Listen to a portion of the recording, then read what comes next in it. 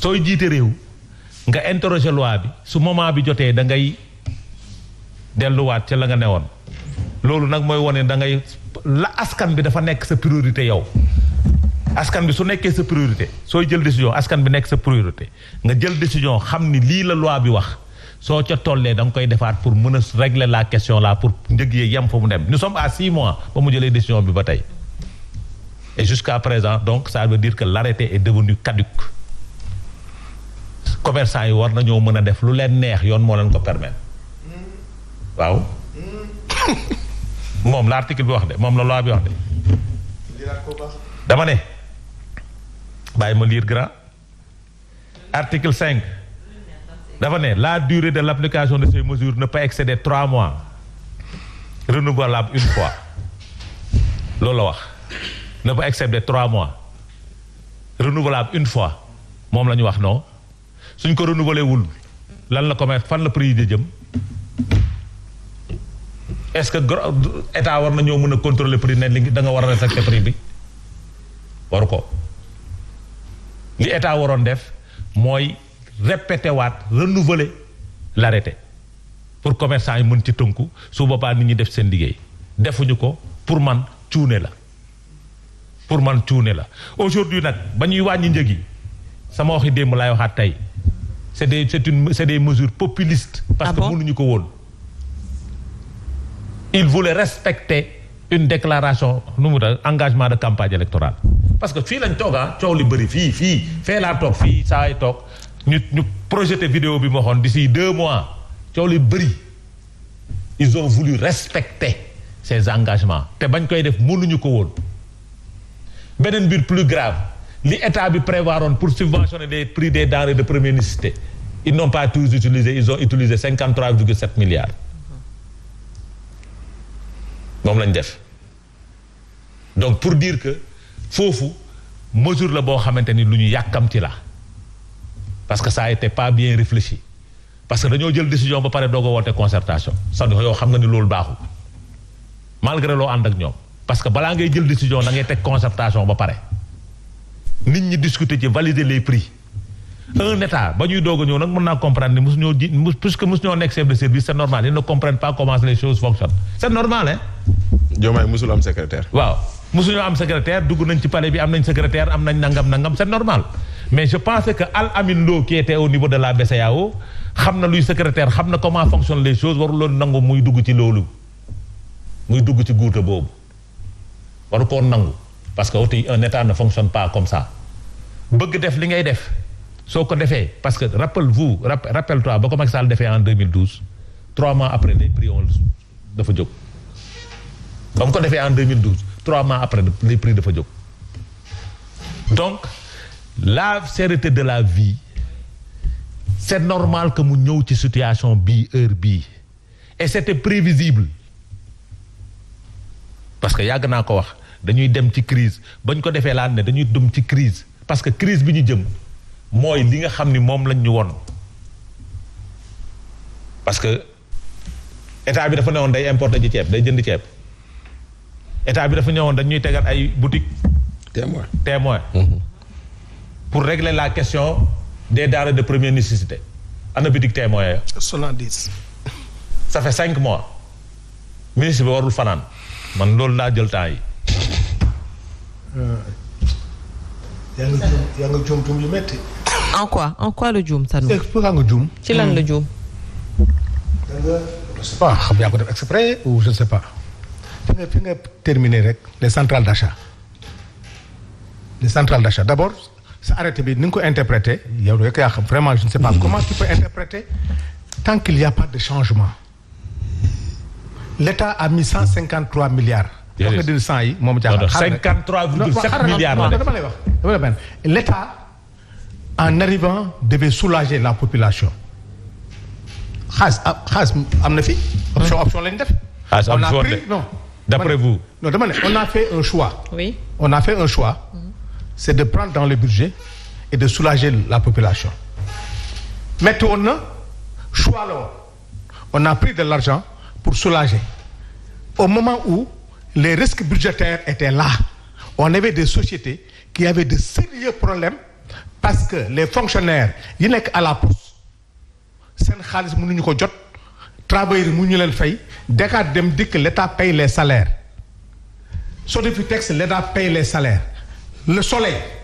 était dans une situation catastrophique la poste au-delà la poste l'État paye les salaires de la poste ñu am beneen problème bu gën a sérieux les gens qui devaient partir à la retraite ces sottises-là n'ont pas fait les cotisations sociales l'État était confronté à cette dimension ñëpp xam nañ ne dans les risques budgétaires le ministre nous a dit bu ngeen defee élection ça va perdre. Deuxièmement ces sociétés-là qui sont presque en faillite yenn ay 42 milliards et l'État est obligé de payer les salaires parce que Dakar Dem Dikk ne pouvait plus payer les agents de Dakar Dem Dikk l'État la Poste ne pouvait plus payer le Soleil était en problème on a engagé la RTS avec des travaux yoo xam ne tey mais je te dis que ce qu'on avait comme budget par rapport aux recettes on a des problèmes l'État devait faire des choix qu'est-ce qu'on a dit. Qu'est-ce que vous avez comme budget. non mais grand nag député nga un budget c'est une prévision. waaw moom là c'est pas nous c'est les gars sortants qui ont fait une prévision de 7 000 milliards alors que c'était pas 7 000 milliards dégg ngeen député ne ko c'est pas 7 000 parce que l'encours de la dette dañ ko ci def c'était deuxièmement par rapport aux recettes ñëpp xam ne on n'a pas eu les recettes deuxièmement on a vu comment le budget a été exécuté ils ont miné. Le rapport budgétaire n'a pas dit ça. Le rapport budgétaire n'a pas dit ça. Oui, mais sur le plan emploi. Le rapport budgétaire n'a pas dit ça. Laissez terminer, Adama. Le rapport du premier trimestre n'a pas dit ça. Adama, laissez terminer. Le factuel là. Non, le rapport bi ngay wax ni rapport bi waxu ko grand. Rapport bi nee na on a dépensé 24 virgule et quelques % du budget. Ku wax loolu. Le rapport d'exécution budgétaire. Rapport d'exécution budgétaire. dafa nank xam nga exécution. J'ai dit rapport d'exécution budgétaire du premier trimestre. Nee na on a dépensé. Non, le premier ministre Ousmane Sonko. Non, quand il a dit, bon bah rek ma expliquer là, que tous les chiffres ont été maquillés, falsifiés. Il n'y a pas un membre du gouvernement. Allah. Non, je ne parle pas des journalistes ou des chroniqueurs, non. Un membre ou un député à l'Assemblée nationale qui dit que li nga wax du dëgg.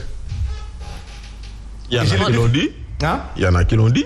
Non, j'ai dit un ministre. Non. Il y en a qui l'ont dit, d'anciens ministres, des députés qui ont dit que le premier ministre qu'il dit c'est Amour. Le premier ministre l'a dit. Abdou l'a dit. Et l'a redit. Aïcha, maa ngi lay ñaan. Mais Abdou l'a dit. Non, Abdou tout ce qu'il a dit c'est de faux. Il est député comme moi. Ah, grand nag. Il est député comme moi. Li ma lay wax Sénégal ñu may déglu na gars yi envoyé message yi. Abdou ce qu'il dit. ñaan naa la benn affaire. Le rapport d'exécution budgétaire du premier trimestre n'a pas dit ce que vous avez dit. Non, xam nga man nekkuma ci ay fonctionnaires yoo Non, mais ça c'est le ministre qui parle. C'est le ministre des Finances qui parle. Comme ministre Non, qui va moo fi nekk di wax. Mooy wax waaw moom mooy wax par des chiffres. Il parle par des chiffres. Attends, chef de gare, ce qu'il a présenté est catastrophique, ce qu'il a dit. Qu'est-ce qu'il a présenté? Attends, ce qu'il a dit. Qu'est-ce qu'il a présenté? Non, wax xaaral rek dafa nak. Adama bàyyi ko mu yeggal. Adama Sanu da nga siif. Sanu defal na. Je vais sur du factuel. Allons-y sur du factuel. Quand je te parle des centrales d'achat. J'ai dit les centrales d'achat. J'ai dit allons-y sur du factuel. Adama xam nga man dama am benn sagesse kuy wax dama lay déglu duma wax loo xam ne suba ñiy wax ñiy toog di déglu li ñuy wax ñoo ñu ko gën a xam. kon da nga bëgg wax ne rapport d'exécution budgétaire bi baaxul. ban si. rapport d'exécution du premier trimestre baaxul. C'est du faux. C'est du faux jusqu'à l'Assemblée nationale. bi ngay yëgee ne yow. ban mooy vrai léegi. ban mooy vrai. bi génn léegi. mooy ban tu sais quand vous avez consommé 45,75 milliards. Tu ne peux pas connaître en 3 mois. Non, tu ne peux pas connaître la cesse d'un budget quand tu n'as pas fait la loi de règlement. Demain rek. Quelle loi de règlement? Non, attends nag tamit xam nga li ngay wax ni yëpp ay chiffres la. Il y a que la loi de règlement mun a wax ne la véracité des chiffres. Dama lay wax rek benn affaire. bind kayit changé yomb na. Il y a que le rapport de la Cour. Donc vous êtes en train d'insulter les fonctionnaires du ministère des Finances. Non, damay wax kay vous êtes en train d'insulter les fonctionnaires du ministère des Finances.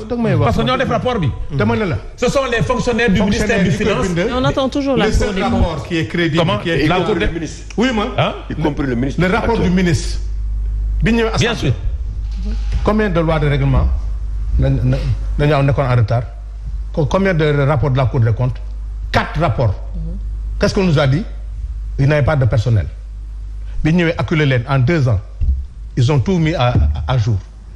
La seule certitude d'un budget, d'un rapport, c'est la loi de règlement et le rapport de la Cour des comptes. Mais la loi de règlement est aujourd'hui votée jusqu'en 2022. La loi de règlement 2023 a été introduite à l'Assemblée et retirée par le gouvernement. Ouais, ça aussi il faut le dire. A vu la falsification des chiffres. Quelle falsification? Pourquoi la Cour des comptes? On attend toujours la Cour des comptes. Pourquoi la... Non, attention. Si tu veux étouffer le débat, la Cour des comptes jël na rapport bi pré-rapport bi yónnee ko ministère des finances demande ko ay observation def ko ci ay observation ce fameux pré-rapport et d'ailleurs non defoon ndànk rek defoon d'ailleurs non bàyyi ma terminer je te donne encore Adama d'ailleurs ton temps de parole doo ma wax loo man lu ma war a wax li ngay wax dama lay doon non yow li ngay wax kay moo amul dama lay doon parce que man li may wax ci ay rapport laa wax lu ma dund la rapport laa wax non dama ne li ma dund la rapport laa wax de dama ne bi ñu ñëw Assemblée nationale yow xam nga ne yoo xamante ne ay fonctionnaires ñoo ko bind en retard de 4 rapports de Cour des comptes loolu ñëpp xam nañ ko tappel nga li nga xool il a fallu qu'on fasse la pression que le gouvernement comme prétexte ñu ne ñu parce que la Cour des comptes manque du personnel ñu accepter ñun yokkal leen seen budget ci nañ koy régulariser deux dama ne la sincérité du mais maintenant aujourd'hui les lois de règlement sont à jour ou pas? Ah voilà loolu moo am solo. Non attends, c'est à jour. dama ne bi ñu ñëwee c'est à jour mais attention voilà. Maintenant c'est quoi? Oui. Quand on parle de sincérité c'est la loi de règlement. Les fonctionnaires ils écrivent comme ils veulent bu la neexee. Ah donc vous insultez les fonctionnaires. Adama ne bu yàq débat bi toi aussi. Vous insultez les fonctionnaires. Parce que soo toogee ne les fonctionnaires ils écrivent comme ils veulent. Adama ki fait les. non defal ndànk non attends. Qui fait les waaw defal ndànk rek. li ngeen wax fii kan la. moi je n'ose pas non déglul Sanu. Sanu moi je n'ose pas. qui soit n'importe quel Sanu moi je n'ose pas insulter les fonctionnaires. je n'ose pas le faire. dëgg li may wax nii. je n'ose pas insulter les fonctionnaires du ministère des finances. non li ngay wax nii c'est trop. parce que vous me posez la question qui falsifie les chiffres. Très bien Adama. non Adama tu me diras pas que le Premier ministre a insulté les fonctionnaires. mais il l'a fait. c'est ma conviction moi. non dëgg ma la Adama dans tous les secteurs de la vie. am nañu baax am nañu bon. les gouvernements qu'on a eu c'est des gouvernements voyous. Les gens ont détourné de l'argent dans ce pays. Vous avez des preuves? Maintenant. La première preuve c'est la résistance du président de l'Assemblée nationale ñu jaay ko te l'Assemblée n'est pas au courant. ki ko jaay. ah kan moo ko jaay. yaa du yëngu ko. kan moo ko jaay. du yëngu ko. kan moo ko jaay. tu as le mos boo nee yëgoo ko rek yëgoo ko. j'ai dit kan moo ko jaay. kan moo ko jaay. kan moo ko jaay. parce que l'histoire c'est pas ça. c'est l'histoire li ngay wax nii c'est pas ça. Le président de l'Assemblée nationale. La présidente du président. Ça n'a pas fait le débat. Vous n'avez pas l'information. Quand vous m'avez dit tu n'as pas l'information. Sanu, moi je te croyais beaucoup plus intelligent que ça. Sanu, à quoi on peut s'attendre aujourd'hui? C'est quoi? Par rapport à cette situation. Il faut qu'on arrête de faire de la politique politicienne. Pour dire quoi? Quand on te dit dans ce pays que nit jël na lii nit sàcc na lii nit def na lii que Sénégalais yi def la recherche sur quoi? Moi je dis que en tant que député man yi wax yëpp métti na ma je ne peux pas être un parlementaire ma am un patrimoine bâti am sama résidence président assemblée nationale ma xëy suba dégg na jaay nañ ko te ma yëguma ko. Alors que si on vend la résidence l'argent doit venir dans je dois retirer des finances jóge ko ci budget assemblée nationale amul. mais la villa n'a pas été vendue. La villa n'a pas été vendue. xam nga nag Adama da ngay sabab. La villa n'a pas été vendue, c'est pas ça la réalité de l'histoire. Grand d'être grand. boo jëlee ce temps de parole. Sinon Adama da ngay ajourner ou bien tu vas étouffer le débat. Allez-y. Ce qu'il y a eu dans ce pays li tax ñu jëlee leen fi ñëpp di yàkkamti le rapport de la Cour des comptes ñëpp di yàkkamti nangam nañu xaal fii ak ay fan ñu teg suñu bët.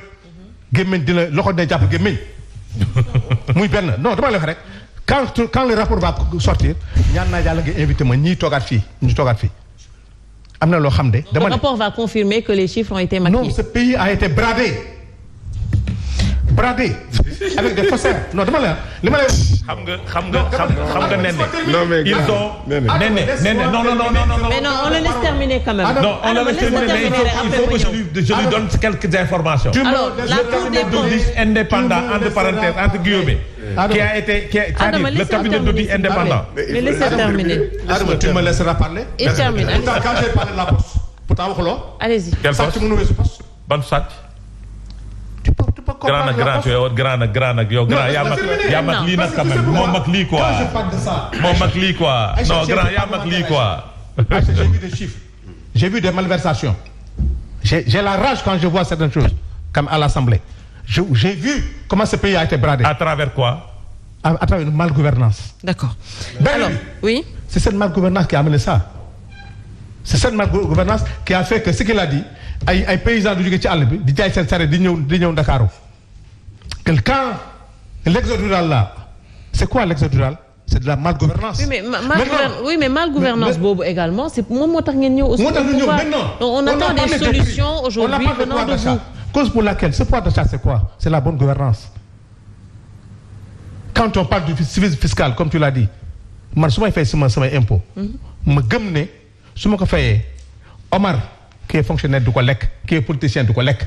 Là on parle de civisme fiscal ñëpp di fay bañ bu ñu fayee politiciens yi di ko lekk loolu mooy civisme fiscal. Sénégalais yi ba ñuy fay xam luy bañ di fay politiciens yi di ko lekk. Deuxièmement, la centrale d'achat là c'est important. Ouais, que les centrales d'achat. Ouais. L'État a dit une chose. Il y a 2 leviers. Mooy xam na le premier levier bi ñu wax. Prends l'exemple comme de l'arachide. Qu'est-ce qui a tué nos industries? Ay SIB, ay Sonacos. Jël gerte gi di ko jaay moi j'étais à la SIB. Très bien. Dama ne quand on vend l'arachide à des Chinois, quand on prend les semences polyténiques di ko séddu Moustapha Cissé Lo bi mu koy wax ñëpp di ko dégg à l'Assemblée nationale ci biir assemblée ko wax diw yéen a jaay quand même semences yi ñëpp ñu xam comment ça la mafia qu'il y avait dans au niveau de l'agriculture. Mais là c'est pire. ñu dem ñu brader. Là c'est pire. ñu brader notre industrie. La Sodefitex. L'industrie comme textile sénégalais loo ko mën a wax xam ne en matière textile si on développait quand même cette industrie comme la Casamance avec nos fruits notre arachide avec le secteur quand même industriel. Oui. Quand l'État est venu la première mesure que mu wax mooy lan avec les pôles les pôles mooy lan nos ressources premières fii nañ koy transformer kenn du jaay gerte gi maintenant comment on va le faire? Sénégalais yi war na maintenant faire un programme. Deuxièmement, ñu ne on a passé au contrôleur économique. Il y avait plus de le gouvernement sortant ils avaient recensé 300 à 500 jeunes ñu ne leen jël yóbbu leen contrôleur mais on a constaté que prix bi ñu leen salaire bi ñu leen di fay c'est le pousser à la corruption. Quand tu prends des contrôleurs économiques dañ fay ay 75 000 di dem ci boutique yi. ñu xam ne lii bu ñu ko defee gos yi ils vont faire comme les autres. D'accord. ñu ne qu'est-ce qu'on va faire? Il faut maintenant aller vers les centrales d'achat dans les quartiers, dans les communes, les organiser ci ngay mën a def la maîtrise des prix. Maintenant on est dans cette dynamique mais dama ne un État ne peut pas être installé où un budget a été élaboré, un programme a été fait ngay ñëw ñu ngi door a installer le budget, le nouveau budget avec un programme bien déterminé mais laisser les gens mettre en place le programme pour lequel ils ont été élus. Et ça va prendre combien de temps? Le budget léegi janvier février. Parce que le budget commence à être déroulé. Deuxièmement, les sociétés qui sont en faillite, il faut qu'on les redresse. Qu'est-ce qu'on va faire avec la Poste? Qu'est-ce qu'on va faire avec tel? Le BRT, le TER, tout cela. Tu as vu, les problèmes qui ne sont pas encore réglés avec le BRT. Les gens, ils voient le BRT passer. Ils ne savent pas qu'il y a des problèmes. Parce que le système de correspondance qu'il doit avoir entre Demdik, avec le BRT, avec les transporteurs n'est pas encore réglé. Ce qui fait que le BRT n'est pas encore rentable. Parce qu'il y a ce système de connectivité qui doit être faite. L'État ne l'a pas fait. On est en train d'y travailler. Très bien. Mais le BRT a été lancé tardivement, grand. Alors, deuxièmement, laissez-le terminer pour l'économie du temps. Non, c'est que, c'est de l'information que tu dois vérifier. Tu vois le BRT circuler. Alors que l'accompagnement du BRT, c'est les correspondances. Avec le BRT, avec le TER. La correspondance n'est pas réglée parce qu'avec Demdik et avec les transporteurs, ça bloque les recettes nangam. Deuxièmement, le TER. Mais y a-t-il un système de transport public qui est rentable au Sénégal ou ailleurs? Non, le transport public, sa vocation. Non, attends. Merci, tu as dit sa vocation. Le transport n'est pas de faire des bénéfices. Ah, bien, non. Mais c'est stable. Mais là, on ne dit pas un transport public où c'est l'État qui paye les salaires. Waxuñu transport public comme Demdik, État bi mooy fay salaire yi et puis les cotisations sociales ne sont pas versées.